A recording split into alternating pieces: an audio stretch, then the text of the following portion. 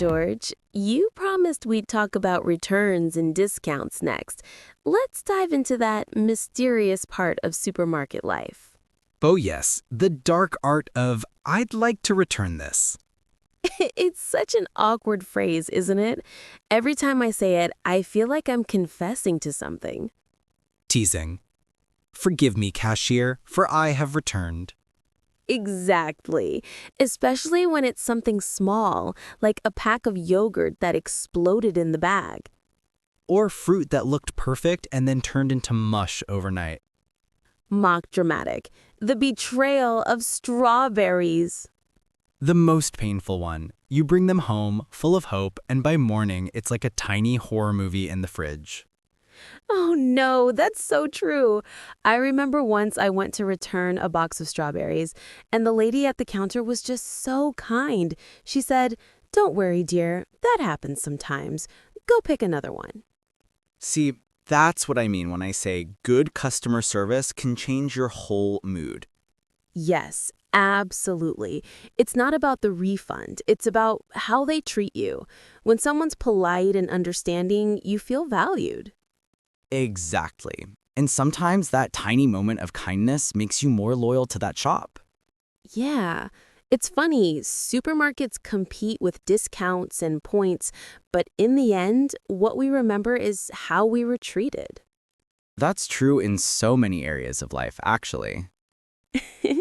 You're getting philosophical again, George. Chuckled softly. Guilty as charged, but really, think about it. How often do we judge a place by the people, not just by prices? That's a good point. I remember a small grocery shop near my old apartment. The owner always greeted everyone by name.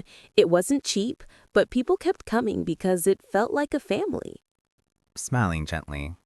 That's something a big supermarket can never fully replace. The personal touch. Exactly. But speaking of big supermarkets, have you ever tried to return something complicated there? Laughing. Oh yes. Once I tried to return a blender.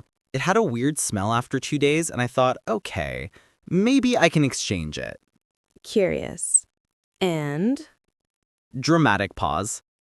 3 different employees, 4 forms, and a 20-minute wait later, I finally got my refund. Oh no, that's what I call jumping through hoops. Exactly. It felt like a mini adventure. The quest for the lost refund. Playfully dramatic.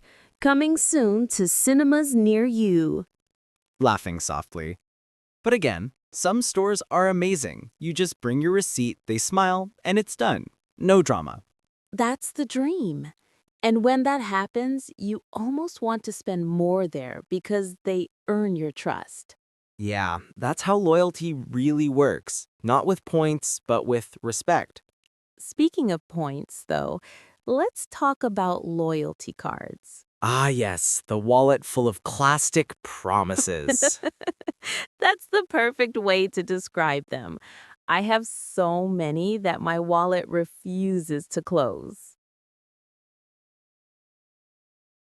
Same here. I once opened my wallet at a cafe and 5 loyalty cards fell out like a deck of cards. You could play poker with them. I raise you one supermarket loyalty card and a free coffee. I'd lose. I never remember to scan them. Oh, me too. Every time I pay, the cashier asks, "Do you have our loyalty card?" And I'm like, "Oh no, it's at home in my other 10 wallets." Or you try to find it on your phone, but the app needs an update or the QR code disappears and there's a line of people behind you. The pressure. Suddenly you forget your own name. You just hand them anything. Here, this is my gym card. Will it work? Oh, George. That's me every week. But jokes aside, those cards do make you feel part of something, a little tribe of shoppers. Yeah, I like that feeling. And when you collect enough points and finally get a discount, it's strangely satisfying. It's a little victory, like, ha, My loyalty has finally paid off. Literally. Yes, I once saved up enough points for a free coffee, and I felt like I'd won the lottery. A caffeine victory. Exactly. But tell me, do you ever fall for discounts? Every single time.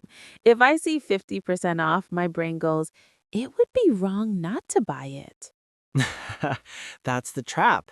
The red labels, the bold numbers, they're designed to trigger our hunter instincts. The modern hunt for bargains instead of buffalo. Exactly. And sometimes I buy things I never needed. Sometimes I once bought a giant jar of pickles just because it was half price. Did you even eat them? I tried, but it took me 3 months. See, that's the danger of discounts. You save money now and pay later in fridge space. True, but I still love that feeling when you find a good deal. It's like a little reward for being smart. It's also part of the fun, the thrill of the hunt. Humans have always liked finding value, even in small things. That's true. It's not just saving money, it's the satisfaction of making a good choice. And maybe that's why we enjoy talking about it. Everyone has a discount story. Oh, yes. My aunt once bought 10 bottles of shampoo because they were buy one, get one free. She said, I'll never need shampoo again. She probably still has them. Probably. But there's something sweet about that, too. People like feeling prepared. Yeah, discounts are not just about saving money. They make people feel safe, like they're providing for the future. You're right. It's comfort in a way. See, even discounts have a psychological side. Of course they do. You could write a whole book, The Emotional Life of Supermarkets. I'd buy it, especially if it were 50% off. Naturally. You know what's funny? Sometimes I go to the supermarket just to walk around, not even to buy anything. Really? Yeah, it's like a mini escape. The lights, the quiet music, the smell of bread. It's strangely peaceful. I get that. I've done it too, especially on rainy days. You walk slowly, look at the shelves. It's almost like meditation. Exactly. People underestimate how therapeutic everyday spaces can be. It's the little moments, choosing fruit, comparing brands, deciding which bread feels right. It's simple but grounding. Maybe that's why supermarkets are so universal. No matter who you are, where you're from, everyone needs food.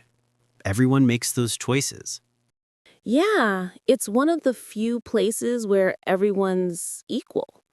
Just people with baskets, walking through aisles, thinking about dinner. That's beautiful, actually. I'm getting poetic again, aren't I? Just a bit. But it's nice. You bring heart into things that most people overlook. Thank you. I think small things deserve attention. They make life softer. And language learners too. Small daily words like receipt, refund, checkout. They tell stories about how we live. Yes, you can learn so much English just by shopping. Like ask for a refund, check the expiry date, find the right aisle. It's practical and real. Exactly. That's why I tell students, if you can shop in English, you can live in English. That should be a slogan.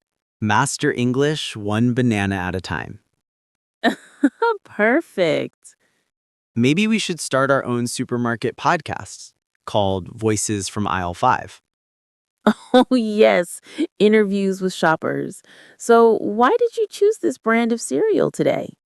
Because it was on sale, obviously. That's the truth behind 90% of choices. But, there's another side of supermarkets I find fascinating. How they reflect culture. What do you mean? Well, every country organizes its supermarkets differently. In some places, you bag your own groceries. In others, someone does it for you. In some countries, prices include tax. In others, they don't. Oh, yes. And even the way people queue. In some places, people line up perfectly. In others, it's more like a friendly crowd. I've seen both. Me too. I remember being in Italy.